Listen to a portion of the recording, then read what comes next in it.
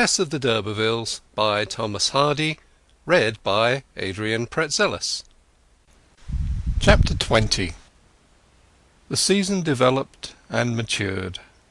Another year's instalment of flowers, leaves, nightingales, thrushes, finches, and such ephemeral creatures took up their positions where only a year ago others had stood in their place, when these were nothing more than germs and inorganic particles. Rays from the sunrise drew forth the buds and stretched them into long stalks, lifted up sap in noiseless streams, opened petals, and sucked out secrets in invisible jets and breathings. Dairyman Crick's household of maids and men lived on comfortably, placidly, even merrily. Their position was perhaps the happiest of all positions in the social scale, being above the line at which neediness ends, and below the line at which the conveniences begin to cramp natural feeling, and the stress of threadbare modishness makes too little of enough. Thus passed the leafy time, when arborescence seems to be the only thing aimed at out of doors. Tess and Clare unconsciously studied each other, ever balanced on the edge of a passion, yet apparently keeping out of it. All the while they were converging under an irresistible law, as surely as two streams in one vale. Tess had never in her recent life been so happy as she was now, possibly never would be so happy again. She was, for one thing, physically and mentally suited among these new surroundings. The sapling, which had rooted down to a poisonous stratum on the spot of its sowing, had been transplanted to a deeper soil. Moreover, she, and Clare also, stood as yet on the debatable land between predilection and love, where no profundities have been reached, no reflections have set in, awkwardly inquiring, whither does this new current tend to carry me? What does it mean to my future? How does it stand towards my past? Tess was the merest stray phenomenon to Angel Clare as yet, a rosy, warming apparition which had only just acquired the attribute of persistence in his consciousness. So he allowed his mind to be occupied with her, deeming his preoccupation to be no more than a philosopher's regard of an exceeding novel, fresh, and interesting specimen of womankind. They met continually. They could not help it. They met daily in that strange and solemn interval, the twilight of the morning, in the violet or pink dawn, for it was necessary to rise early, so very early here. Milking was done betimes, and before the milking came the skimming, which began at a little past 3.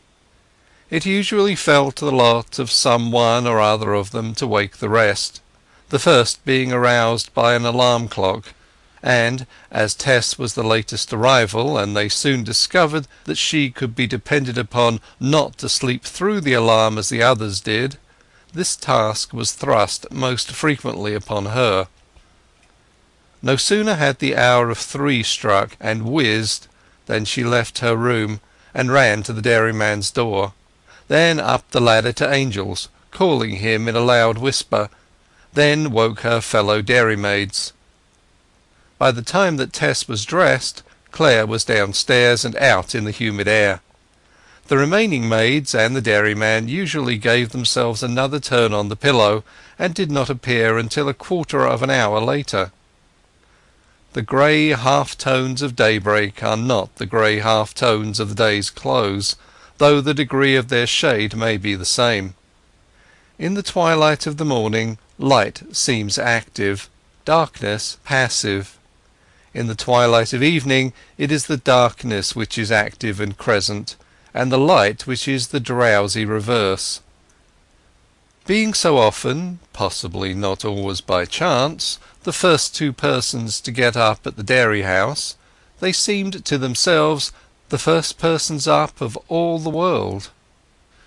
In these early days of her residence here Tess did not skim, but went out of doors at once after rising, where he was generally awaiting her. The spectral, half-compounded, aqueous light which pervaded the open mead impressed them with a feeling of isolation, as if they were Adam and Eve. At this dim, inceptive stage of the day, Tess seemed to Clare to exhibit a dignified largeness, both of disposition and physique, an almost regnant power, possibly because he knew that at that preternatural time hardly any woman so well endowed in person as she was likely to be walking in the open air within the boundaries of his horizon. Very few in all England. Fair women are usually asleep at midsummer dawns. She was close at hand, and the rest were nowhere. The mixed, singular, luminous gloom in which they walked along together to the spot where the cows lay often made him think of the resurrection hour. He little thought that the Magdalene might be at his side. Whilst all the landscape was in neutral shade, his companion's face, which was the focus of his eyes, rising above the mist stratum, seemed to have a sort of phosphorescence about it. She looked ghostly, as if she were merely a soul at large. In reality, her face, without appearing to do so, had caught the cold gleam of day from the north-east. His own face, though he did not think of it, wore the same aspect to her. It was then, as has been said, that she impressed him most deeply. She was no longer the milkmaid, but a visionary essence of woman, a whole sex condensed into one typical form. He called her Artemis Demeter, and other fanciful names half teasingly, which she did not like because she did not understand them. "Call me Tess," she would say askance, and he did. Then it would grow lighter, and her features would become simply feminine. They had changed from those of a divinity who could confer bliss to those of a being who craved it. At these non-human hours they could get quite close to the waterfowl. Herons came with a great bold noise as of opening doors and shutters out of the boughs of a plantation which they frequented at the side of the mead, or, if already on the spot, hardily maintained their standing in the water, as the pair walked by, watched them by moving their heads round in a slow, horizontal, passionless wheel, like the turn of puppets by clockwork. They could then see the faint summer fogs in layers, woolly, level, and apparently no thicker than counterpanes, spread about the meadows in detached remnants of small extent. On the grey moisture of the grass were marks where the cows had lain through the night, dark green islands of dry herbage, the size of their carcasses, in a general sea of dew. From each island proceeded a serpentine trail by which the cow had rambled away to feed after getting up, at the end of which they found her, the snoring puff from her nostrils when she recognized them, making an intenser little fog of her own amid the prevailing one. Then they drove the animals back to the barton, or sat down to milk them on the spot, as the case might require. Or perhaps the summer fog was more general, and their meadows lay like a white sea, out of which the scattered trees rose like dangerous rocks.